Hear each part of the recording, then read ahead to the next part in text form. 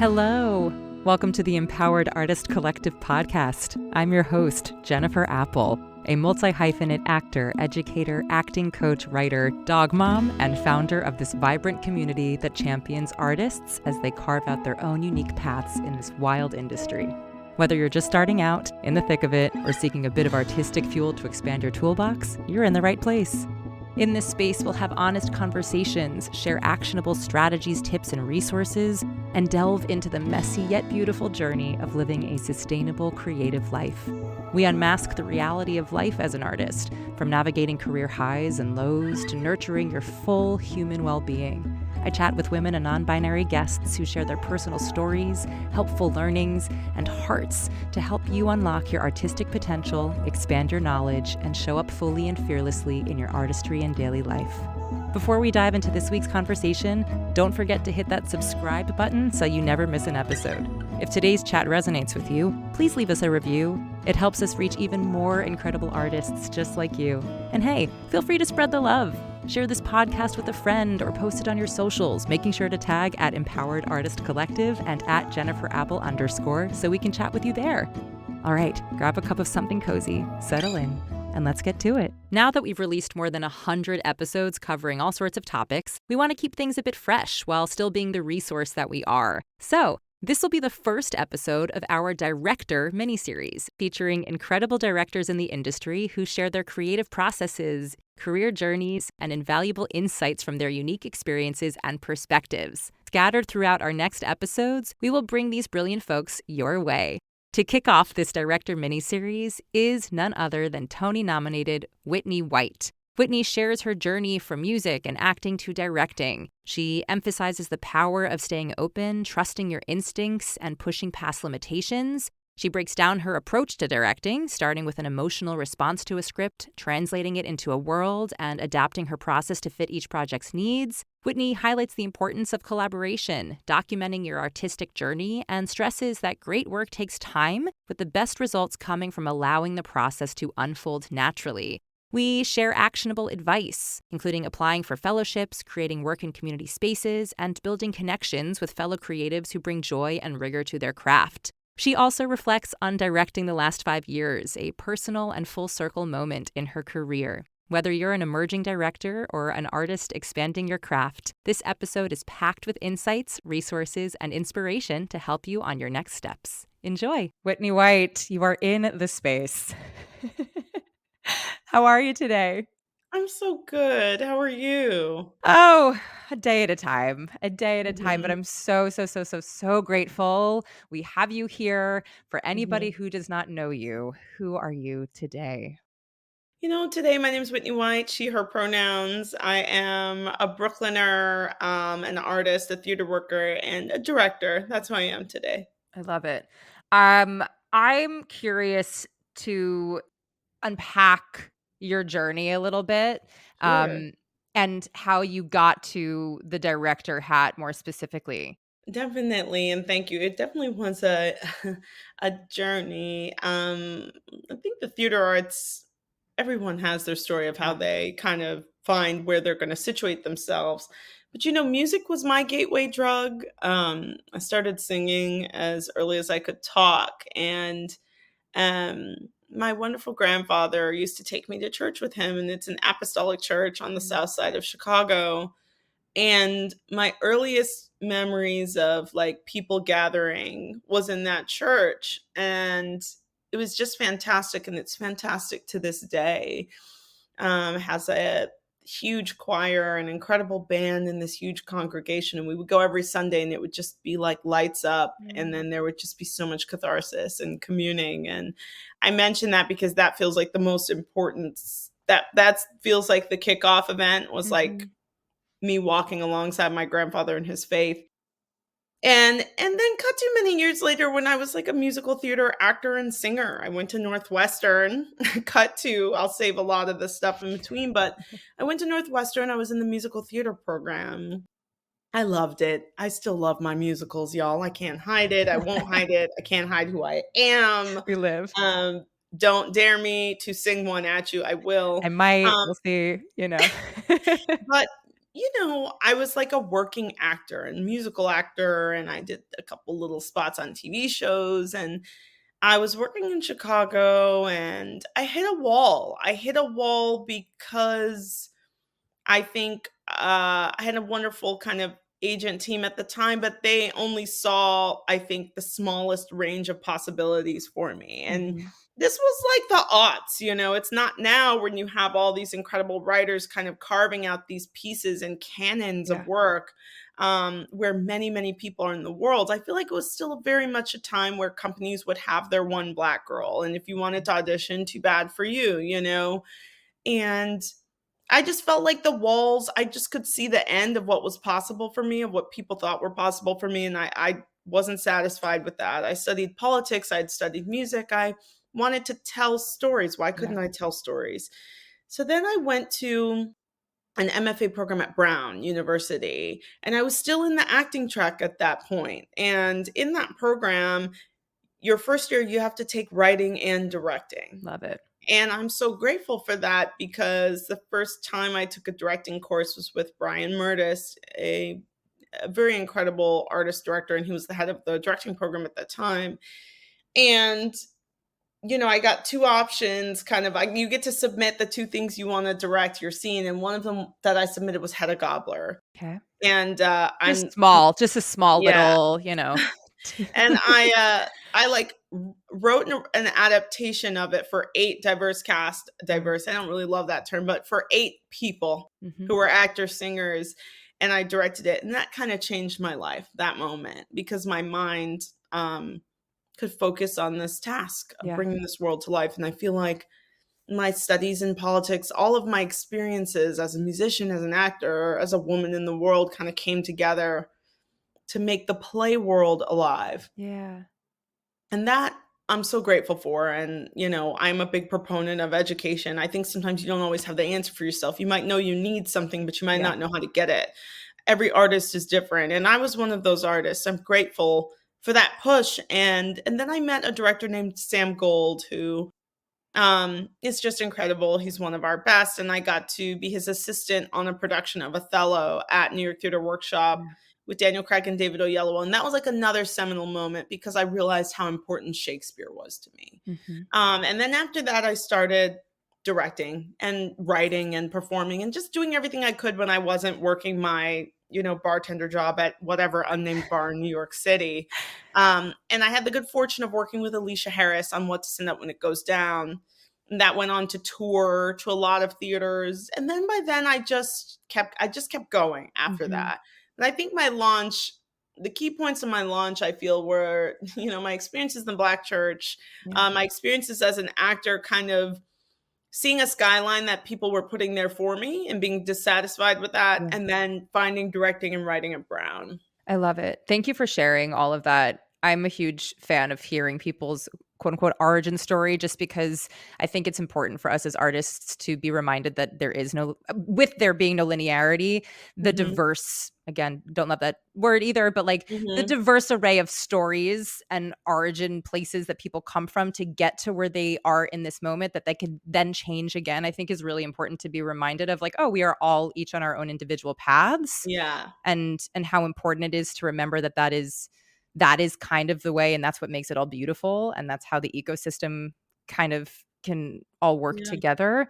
um I love the fact that you stayed open. I think that the through line that I'm hearing through all of this was, for many, there's the idea that we're told through institutions, through systems, like, stay small, the scarcity mindset of it all, or Mhm. if this is what you're good at, then stay in your lane.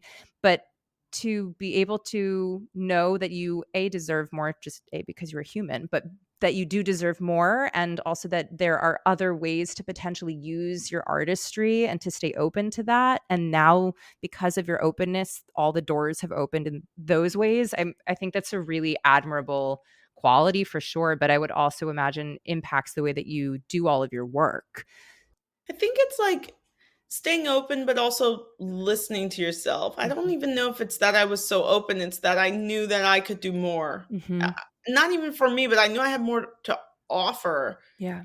than just being a chorus girl, which I have I mean, shout out to all my chorus girls because you guys are queens, Yeah. but just being a small cog in a big wheel, I think I just knew there was more out there. I knew that there were not stories reflecting the world as I experienced it. And I'm not talking about who's in the world, but literally just the world as I experience it. Yeah. Time, space, people, narratives. Like, there's just so much more possibility for theater. And I think I was like, I have to make it somehow. Yeah. So I think listening to your gut and knowing that you have more to contribute. It's Hmm. about that. That's what really kind of propelled me. I was like, I have, and even now I'm like, I have more capacity. I have more Good. capacity to go. Why wouldn't I try and fill that Yeah. capacity? But many people don't listen to that, and I want to commend you for knowing that deeply and actually trusting that inner knowing and embracing that and then stepping into it. It is something that at least with like some of the people that I coach and certainly like, Hmm. many of my friends and, earlier parts of my artistic life, it was like, oh, I know this, but does this mean that I have ego, or there's always a Yeah. justification for it, and it's like, no, no, no, Hmm. like your inner knowing it's real.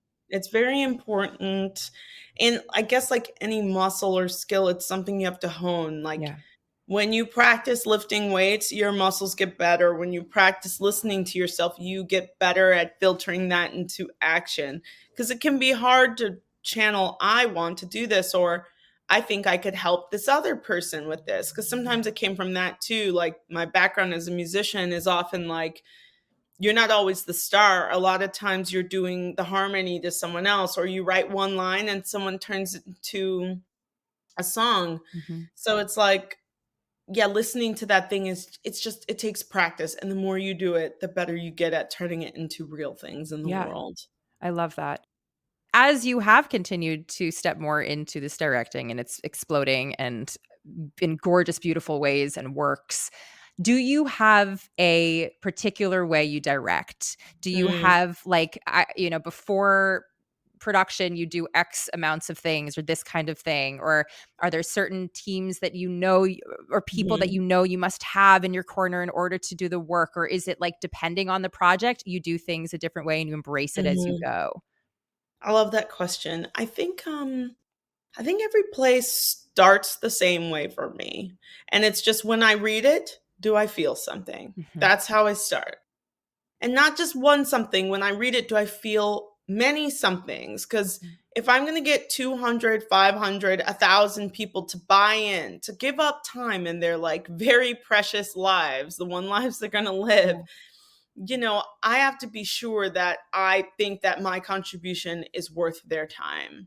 So Yeah. I just start with like, when I read it, do I feel things? Many things. Okay. If I feel those things, is there a way that I can translate that feeling into the world? Mhm. Um, because sometimes you can feel things, but also be like, I don't know how to turn my feeling into a real thing that another person with your background, can experience. And then the third step is, okay, if I feel there's a path forward for the audience, my experience and the audience's experience, if those things can meet each other, can I communicate these ideas and build the world with the team? So Yeah. it's like, that's how I start. That's how I meet every script.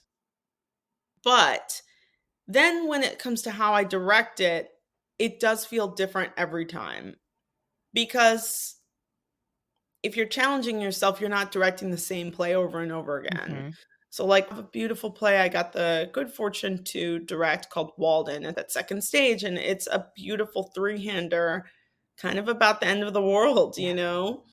And then at the same time, last season, I directed Jordan's at the Public, and that was like a very large, um, dark, poetic, violent reverie. Yeah. It was like maximalism, whereas this is like a quiet, kind of slow, beautiful burn. So you can't approach those things the same way. And if you do, I think you'll like have a disastrous experience. So I try and just prep a lot. Prep is everything. What does Because prep mean for you? yeah, I try to keep myself humble, because I'm not the first person to do this, and I certainly won't be the last. And history is a great teacher. So it's like, if I'm working on Romeo and Juliet, How many songs are about Juliet? How many adaptations have there been? How many paintings are there in antiquity? Like, what about sculpture? What about records? You know what I mean? I feel like I let my brain go on like a tangential slip and slide like ride through everything that the play touches Mm-hmm. in the real world. And then once I go on that journey, which can be endless, it's like my favorite step. Do you ever give Once yourself a time frame for it? Because I know it can be a slippery slope where you're like, all right. No, I think the more time you have, the better. You Mm-hmm. can never have enough time to make a world. You know Yeah. what I mean? And then once I come through prep, then I'll come to like a director's technique, and I try and do a different technique each show, based on what the show needs. Will you decide that beforehand of like, this seems to be this technique and therefore I'm going to adapt it to this technique? Or is it more like as you start to be within the world, you start to rehone those particular skill sets to flush it out? It's more like it's a mixture of both, because you make the plan so that you can throw the plan out the window when you have to Yeah. respond to things in real time. I think it's no fun to be in the rehearsal room with someone who's like, okay, I've made this idea in my head, so now all of you have to do this thing. That's Yeah. never a good time. But I do think like for example, Shakespeare needs incredible text work and a lot of physical kind of proficiency that just needs work. So you got to work that muscle with actors differently than like a kind of beautiful, poetic, quiet play that needs a lot of heart and emotional investment. Mm-hmm. You know what I mean? So I think I try and decide, okay, what's the key technical element that this play can't happen without? Jaja's African hair braiding had to have all these incredible transformations of hair that told all these socioeconomic stories. So I knew I needed to be in dialogue with that designer very early. So I think it's just like you have to be honest. And again, an apple is not an orange. They're Yeah. both fruit, but like you peel them differently. And I try and just get real about, what do I need to skin this cat? I love cats, but what do I need to, cook this pot, Yeah. cook this pot of soup. Yeah. Do you have particular people that are your ride or dies at this point that you're Oh, like, I will bring, and you can name drop them or not, and you can be like, yeah, I feel like it's hard because I love people. I'm like a mhm, people person. I'm from Chicago. I'm from Illinois. I'm like very much a social creature. And we are living in such an incredible time of design mhm. and collaboration. I mean, I'm going to name some names. There's so many Yeah. names that I feel I can go to because everybody has expertise in different areas, and I love being in dialogue with designers. It's like the most magical part of directing. Queen Jean is a costume designer I work with a lot. Dede Aite is another one. Chasi is a lighting designer I love. Amish Chandrasekhar is a lighting designer I love. Adam Honore, Mm. Una Curley, um, Mikhail Suleiman for sound, Lee Kinney for sound, Matt Saunders for scenic, David Zinn. I mean, I feel like I fall in love with any designer who has joy around the work, Yeah. a rigorous process, and is dogged about their creative Yeah. instincts. So I tend to like meeting a lot of designers. I'm not like it has to be. I really respect people who have this partnership with just the same 4 or 5 people, but I fall in love with designers all the time because there's just so much experience out Yeah. there, so I need it all. So Yeah. I'm always looking to meet new designers. And it's also, I would imagine, with each new interaction, as you're creating in these new ways, you are also continuing to learn and grow and expand for your own way of thinking, working with this Mhm. person who works in a different kind of way. And also, I just love the fact that you just name dropped a bunch of people because I feel like just like uplifting the people who Yeah, are awesome and good. It's like it costs us nothing. And it also it's just free, means yeah. everything to just give those shout outs. So I love that for this space. Um, in terms of the collaboration, is it just like an open dialogue, or is it you usually have like your initial, creative team meet? What are you bringing to the table? What am I bringing to the table? How can we Mhm. all kind of come together? Yeah, I think that you have to do the what you just said, because I'm gonna have my impulses, but also if you really respect your collaborator and trust them, then you're gonna be curious about what their impulses are. Yeah. And every now and then there's these weird synergetic kind of like these moments of synergy where I'm like, wow, we're looking at the same materials, and sometimes we're looking at very different things. Um, But I always come with like things that are on my mind, images, Yeah. songs, things in the art world, things in the video meme world, things in the culture, you know? And designers, sometimes they have such beautiful kind of droves of research they bring to the table, again, because they're so rooted in their discipline. Yeah. And I love that part. Someone introducing me to a sculptor I don't know, a painter I don't know, a photographer I don't know. I mean, Clint Ramos is another one. I feel like whenever I'm in dialogue with him, he's um, kind of taking me to school in this wonderful way. So again, I think it's just about trust. You bring what you're thinking about, they bring what they're thinking about, and then you cook together. I love it. Hi, actor friends. Talking to you. If finding the perfect monologue has you feeling stuck, I've got just the thing. I've put together a free monologue selection toolkit just for you. It's packed with resources, free and paid options, plus tips for choosing, editing, and customizing pieces to showcase you. Head over to jenniferapple.net/freebie and stop avoiding the auditions that ask for a monologue or waiting for the perfect piece to simply fall into your lap. Dive into this free toolkit that I set up just for you that'll set you up to feel agency over your process and artistry. That's jenniferapple.net/freebie and get started on finding your next go-to monologue. In the rehearsal period, obviously every show needs a different thing. Every show needs a different technique. It's a bunch of different human, gorgeous beings who are creative in a space, maybe for the first time ever. How do you tend to, or is there a way that you tend to structure your rehearsal Mhm. processes? I think the number one thing that leads me is like, if people seem like they need a break, give them a break. Mm, I kind of believe in working intensely. I would rather work intensely for a shorter period of time than kind of on and off for a longer period of time. yeah.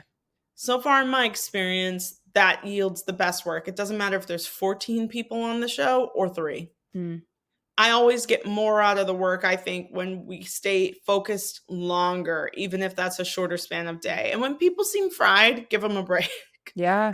I just remember being in so many shows, especially as a musical theater actor, where we would just be dead. We would be dead on Literally. our feet in our 1,000%. little character shoes like that, and no one would be like, you guys need a break." Mhm. It's Yeah, also the quickest way to, like, make somebody start to fall out of love with the work, and it has nothing to do with the work, but at least from my experience, like, when I'm in a show and you're drilling the same thing over and over again, you start to be like, "Well, why did I even like, what about this have I loved?" And you start to forget the point, and you're yeah. like, "No, no, no, like, actually, like, let it sit for a moment." Also, just the integration that comes from just giving it a moment, of like, Mhm, "Cool, we did all this, we worked really hard. Let's let it sit and simmer and see now when we come back to it, how it's mhm. affecting you and living in your body." Yeah, Um, it seems healthy for sure, and also, arguably what I would consider, like, the way that art would, like, more easily seep through your body.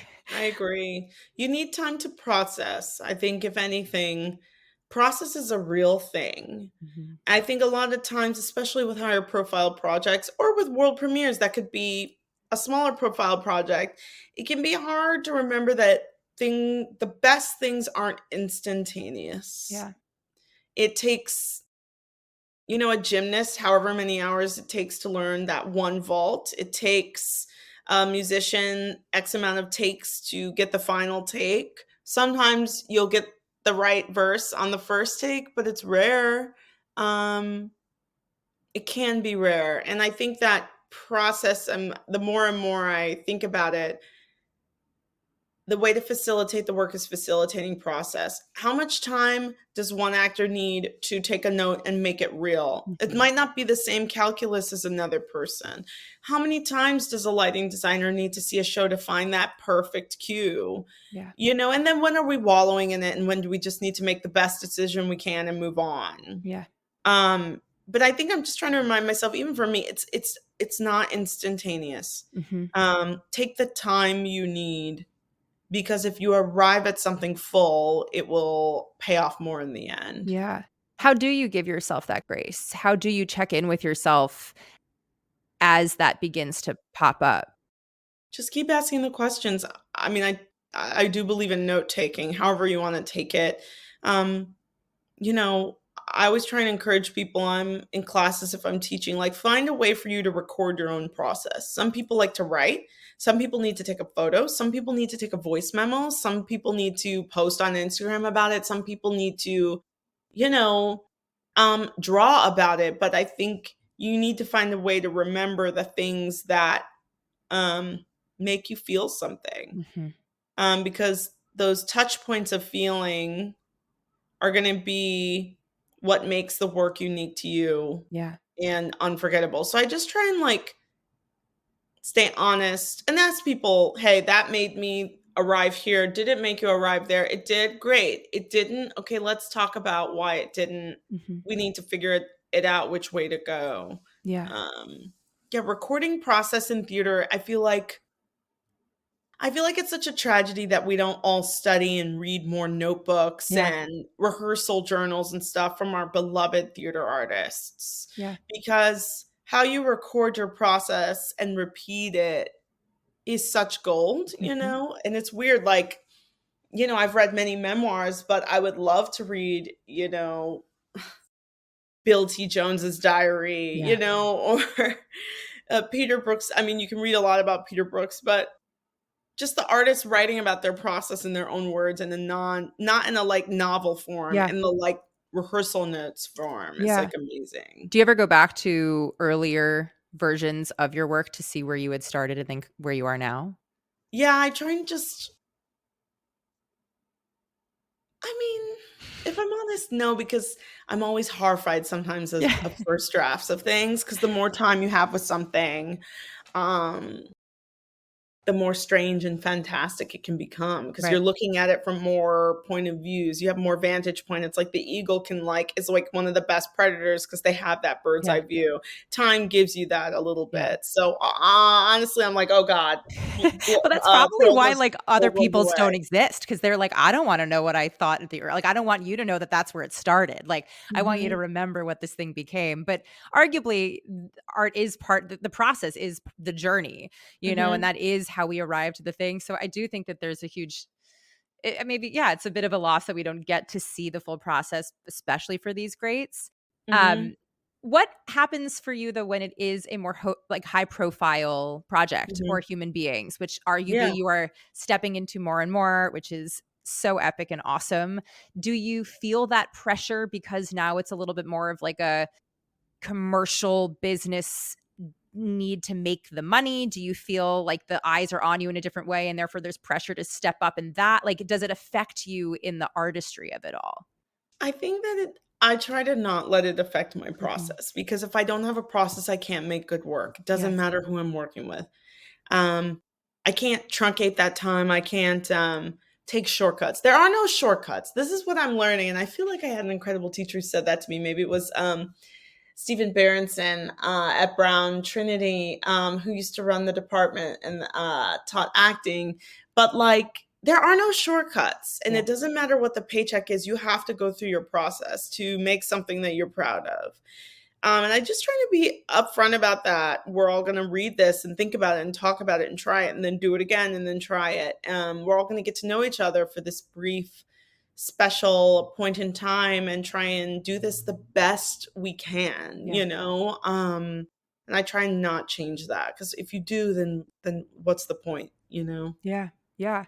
And now at this point in your career, are you pitching yourself to theaters and playwrights for their work, or is it really being given more to you and then you have a choice? And with that, when it comes to the choice making or it comes to where you want Hmm. to be working and with whom and the projects, how do you go about these decisions?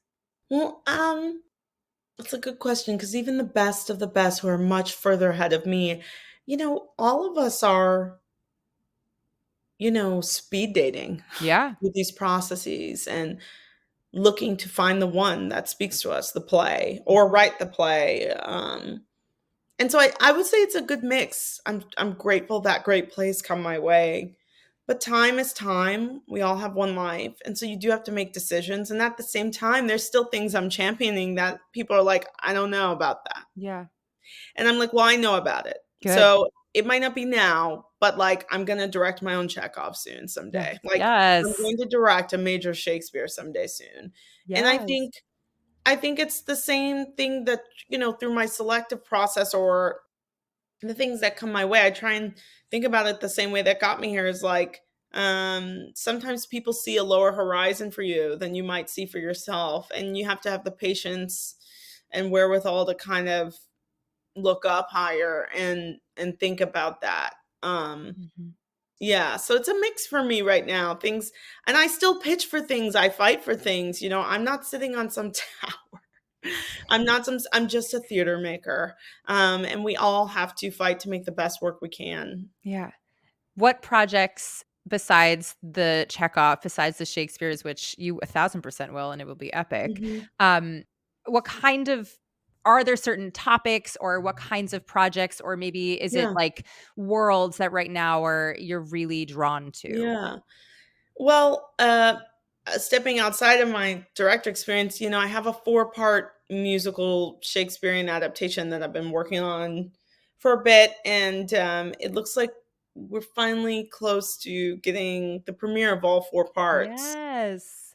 And I still think that like Passing Strange was such a watershed moment in theater because it combined concert and theater in a way Mhm. that's totally natural. I feel like we're on the precipice of the next leap. Yeah. Like immersive theater was kind of a fun leap for a bit, concert theater was. I feel like we need as a business, as an art form, not a business, to keep pushing ourselves Mhm. for breakthroughs in audience experiences with story. Yeah. And I think that's really what I'm after, I'm hungry for, I'm chasing. Because I value the audience. Mhm. We wouldn't What would we be without our audience, Yeah. I am not an artist who only pursues stories for my own interest. I respect artists like that, but I'm not. Like, I am from the Midwest, and I care about the hundreds of people out there. Are they leaning in or not? Mhm. If they're leaning in, maybe we can have a conversation. If we have a conversation, maybe things will get a little bit better, Yeah. So I feel like I'm interested in Shakespeare in a deep, serious way, and Chekhov in a deep, serious way, because I think those stories have lasted for a reason, Yeah. and those stories are a part of history, and people like you and me are in history, and I think that if we are not interrogating the classics, then we're saying, "Okay, we weren't there, and Mhm. we don't have a say on our past." Well, if we don't have a say on our past as a Western culture, then how can we have a say on the future? That And part. that's kind of where I stand right now. And I don't want the American artists and the American audience to give up on the classics directed by Americans. Mm. I think it would be such a tragedy if we do, and I feel like that's where we're headed. I'm not Mhm. talking about a musical revival, I'm talking about great Yeah. classics, Yeah. um, funneled through the American artist's voice that can have a landscape in the international playing field. The age-old stories stick around for a reason, and I'm interested in that. Yeah. I love how passionate you just got about that, and I hope that anybody who's listening who has any sort of, abilities to facilitate this happening faster, get Whitney a production somewhere to make this epic move. I do hear what you're saying, though, because, even I think back to my MFA audition circuit, just what are they asking for in these auditions, right? Like, whether I agree with it or not, it's a whole other conversation, but they're still always going to be asking you for a classical piece just because there is a very different entry point with your physicality, with your, technical abilities, whatever it is. But also, I would gauge like your understanding of text and really how does one break that down and where is one Mhm, starting from when one has that as an access point. And um, I coach that a lot with young artists who are like, I don't like Shakespeare. I don't even know. It doesn't sound like English. And it's like, okay, well, let's actually start from ground up here. Like this is still around mhm, for a reason. Let's learn to love that for why it's still here. mhm, There is a learning in that. And in and of itself, before we even get to like the text of it or like the story or your character or any of the thing, like why and mhm. appreciating that at baseline. So I love that this is something that you're super passionate about and championing, frankly. Are there certain things that you're finding in the current zeitgeist of theater, without naming names, that Yeah. is like grating to your soul on an artist level that you're feeling from maybe like the consumer or Yeah. capitalist structures that are like, why are we doing this even though we know why? Well, I think I'm getting sad at how much theaters are struggling. Mhm. Institutional, not for profit theater. It makes me very sad. And I love regional theater. I've had such a great fortune to work across the country in California and North Carolina and Florida and Virginia and like everywhere, Connecticut, Providence, um and I think it's really sad that we're seeing theaters giving up their spaces. We're seeing Yeah. theaters for a long time now shrink their shows. I think we all need to be very concerned with audience, and it's larger than New York. Yeah. Theater is larger than New York. Yeah. New York is such a key, beautiful part of it. But I think the thing that maybe is like grating on my soul is just this anxiety. Are we going to find a way to keep building our audiences? Are we going to find a way to keep telling stories that break through, that Yeah. make them want to come? Yeah. I think that's the thing it's really on my mind. Yeah. Yeah. Yeah. Um, I hear that, and I feel like it's coming from all angles too. Like I'm having these Mhm. conversations with my friends. I'm having these conversations with, people who are adjacent to the industry who are feeling it in their communities. It's like we used to have so many more things coming in, or we used to have so many more, Mhm. productions that were happening in our town, and there aren't. Why? Yeah. Jennifer, like you tell me. It's like I don't know about your city, but that makes a lot of sense to me. Yeah. Um, So I think it's really on my mind, and it's always my hope whenever I direct something in New York that it can go somewhere else. And yeah, that's not about money, it's just about I think lots of people should have access to engagement. theater Mhm. and be engaged in it. And yeah. Have you been using the same monologue for years? Are you gearing up to apply for BA, BFA, or MFA programs and need pieces for that process? Or maybe you just have no idea where to even start with monologue hunting? I get it, and that's why I offer monologue sourcing. This is a unique process where I find monologues chosen specifically for you. So many artists pick pieces based on external labels like type or for roles rather than finding material that represents who they truly are. So here's how it works. We'll meet virtually and you'll share all about who you are, your passions, values, beliefs, and everything in between. Don't worry, I will help guide you through this process. Then I'll get to work finding monologues that fit you like a glove. With years of experience sourcing pieces for hundreds of artists, I've seen the difference it makes to have a monologue that genuinely feels like you. So, if you want to feel empowered about the monologues you bring into rooms and use for auditions, I would love to help you find them. And because you're a listener of the Empowered Artist Collective podcast, I'm offering an exclusive rate. Head to empoweredartistcollective.com/podcast promo to register and claim the special offer. That's empoweredartistcollective.com/podcast promo. I cannot wait to help you find monologues you absolutely adore. As you are in your position now, if somebody is listening and they're like, I've been Mhm. really wanting to move more into a directing space and, Mhm. they maybe didn't, go and get their MFA and have this incredible opportunity, or Yeah. they didn't meet, Sam Gold, and they are wanting to also continue creating on their own in these other disciplines, but the Mhm. directing space of it all. What would be some of your advice for somebody who really wants to start pursuing it? I really think that there's some great institutions in New York and regionally that still offer fellowship programs. And I think that you need to go and get training any way you can. Mhm. You need to either train yourself or train with someone or go to an institution, but you need to fill up your well. You need to educate yourself on the history of theater, the culture of current theater, the playwriters, the designers. You need to kind of take yourself to school or go to school or have someone take you to school. That's Yeah. how I feel. And I think about places like the Drama League. I think about places like the Jerome Fellowship. Mhm. I think about places that make opportunities for people regionally. The Drama League has assistantships and the SDC, right? The union that span the country. And I think there are still great regional theaters everywhere. And most of those theaters have fellowship programs. Most of Yeah. those theaters have opportunities for you to shadow and come and get involved, but you have to apply yourself. I think the one thing that's, even as institutions erode, the need to apply yourself over and over again is probably never going to change in the American theater. So you need to just break the seal and get used to that.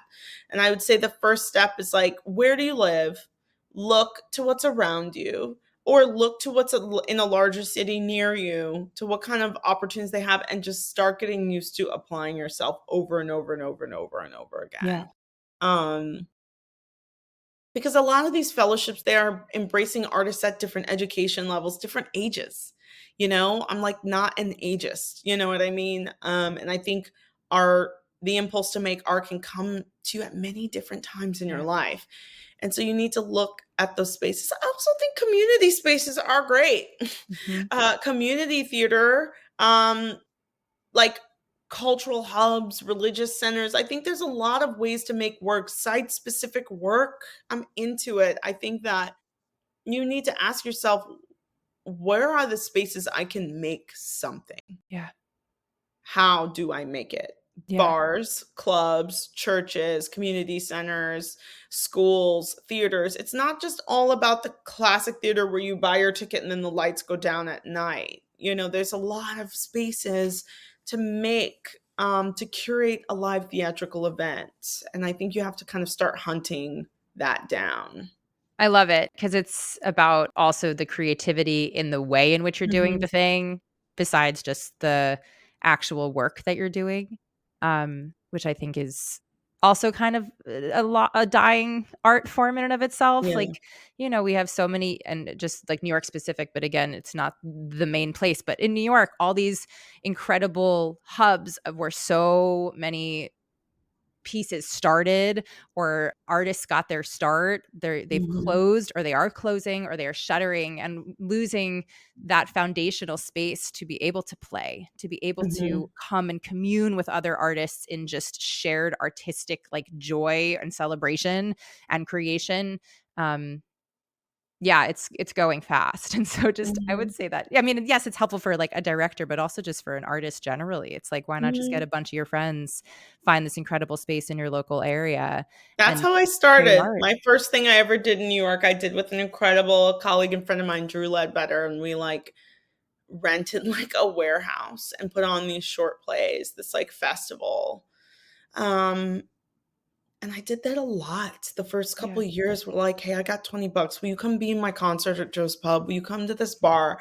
My friend Peter Mark Kendall, who's like a huge star now. I mean, we performed in a barn together at Bread Mhm. Loaf. It was incredible. Yeah.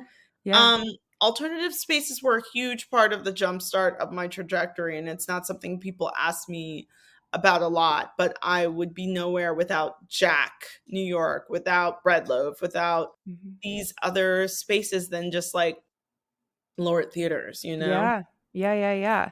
Um, how are you feeling about stepping into, this musical? The last 5 years, oh Yeah. my god. I mean, I get emotional every time I think about it because you asked me how I got here. Mhm. And 25 years ago, this musical premiered at Northlight Theater, which is like my hometown. Mhm. You know what I mean? Just a little north of where I grew up. I grew up in Chicago proper. And when it premiered, it was like this sensation. And in my musical theater program at Northwestern, it was this sensation. I mean, we would all sing the Yeah. songs. And since then, there's been productions of the show. And I don't know if people really understand the history of the show. In the past 25 years, it's been in the Philippines, it's been all over, it's been, in London, it's been all across the US, which is a very unique thing. So, it's a show I've, like, followed for a long time. I could sing every word of it Yeah. to you. Same. It was, like, one of those seminal kind of musicals that was at the cornerstone of my education of what a musical could be, and when the opportunity came to direct it, it felt very, like, full circle, Mm. because I think when I was coming up, there couldn't be a lead in that show who looked like me, Mhm. and that's changed in the show's history, by the way. I'm not the one who's changing that. I can't take credit to that. I give credit to Jason, the composer and writer of the show, who's had the great vision to be like, let people take this on. Mhm. And now I get to be another person to take it on. So I'm very like, even though the show is about a relationship ending, it weirdly fills me with hope, Mm. because the one thing Jason told me that I think is like the best kind of juicy tidbit is he says, those characters are going to be okay. You meet them in a tough moment, but we all have tough moments. We will get through it, Mm. you know? And I love that about the show. It Mhm. looks at a moment of failure. The last Yeah. 5 years is about a moment of failure in a relationship, but those people are going to be okay. Yeah.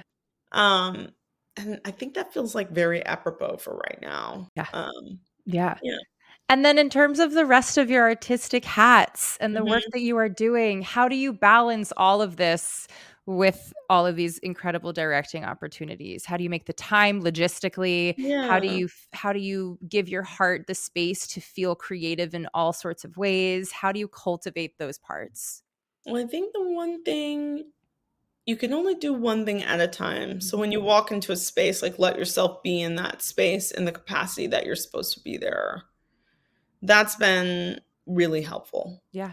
Even though I have all these things going on, when I walk into tech for Walden, that's what I'm there to do. When I'm writing my own music, that's what I'm there to do. And I can only do one thing at a time. I can do many things eventually, but one thing at a time. And that's kinda how I do it, and also, like, I'm having a good time, like, I'm excited, I feel like it's such a crime to say that sometimes, but, um, No, it should be more embraced. We you all know should be embracing the Yeah, fact that I'm we like get to do people are like, art. "How do you feel about the last 5 years?" I am so geeked, the inner musical theater geek in me she's screaming, she's scrawting, in fact, a 1,000%. high C sharp, you know what I Yeah. mean? Like, Consistently. Yeah. yeah, consistently, and then, when I go into Walden, I'm just like, "Thank God, I'm so grateful." I had a mother who just trusted my vision for Mm. myself, and a family that walked with me, and I have a husband who supports me. I have this wonderful little baby now, and it's like, I just feel very fortunate. So, of course, I'm gonna try and do my best, because if I'm in this position to do it, I better do my best, you Yeah. know what I mean? So, Yeah. I feel excited. Good. The work that you are doing is impactful. The work that you are doing is inclusive in both the human beings that occupy the space, but also the stories that you are telling. You are not just a one-trick pony kind of director. Truly, like if Fingers y'all look crossed. at Whitney's resume, like it runs the gamut. And it just shows me that again, starting from like your origin story till now, and I know you're like, it's not openness, it's just trusting. But like whatever it is, whether it's openness or trusting yourself, there really is this knowing that you can do anything that you feel connected to, and it's clear Mhm. from your body of work.